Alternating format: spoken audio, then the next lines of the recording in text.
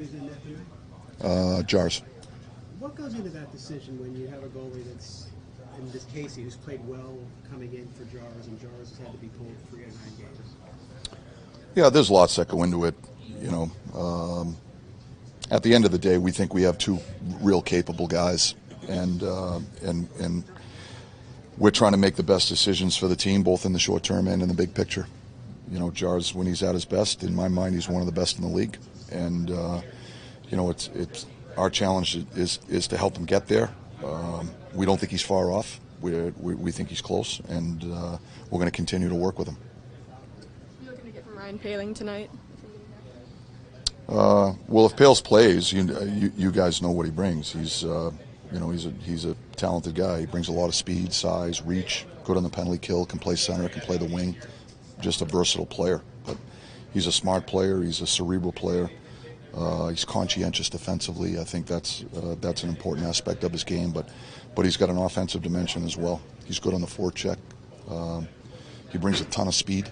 He can really skate, and I think that's an important aspect of something that he brings to our group. Are Ruda and Petrie both available? Yes. How would you assess Granlund's recent play at center for you? I think he's played well. I think obviously he's capable of playing both, and we've tried him on both. As I said to you guys all the time, we're trying to find combinations that give us the balance we need to have success. And we're trying to become a 4-line team that can play with energy, that can roll lines over the boards, and and play with tons of energy. And to play the game that we're trying to play, 4 lines, I think, is an important aspect of it. And so we believe we have balance right now with Granny in the middle, and that's one of the reasons why we moved him there. I think his line has been a conscientious line defensively, but also a threat offensively. I think with Rax on that line, I think it creates a whole nother level of threat offensively, and I think that in and of itself, I think, makes us harder to play against.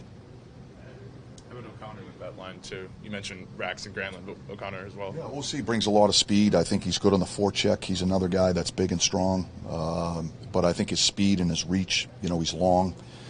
He gets the pucks. He creates loose pucks. He puts defensemen under duress, and I think as a result, he forces a lot of errant passes or turnovers or loose puck opportunities for that line, and those other guys, have the talent level to be able to take advantage. So, he's been a complementary piece of that line, but I think his size and his speed and just his north-south game has been effective. Take 1 or 2 more. From what you've seen of Granlund, specifically with face-offs, how comfortable would you be, now that you've seen him, putting him in sort of like high-leverage situations? Well, he's getting better. His last game was his best in the face-off circle. He hasn't played a ton of center this year, but he's played a lot of center in Nashville, and so I'm familiar with his coach there, and was able to have a conversation with him to try to help us as a staff and how we want to handle Granny, and so I think just the more he gets in the circle, I think he'll get better at it, but certainly his last game was his best, and we're hoping he can build on that.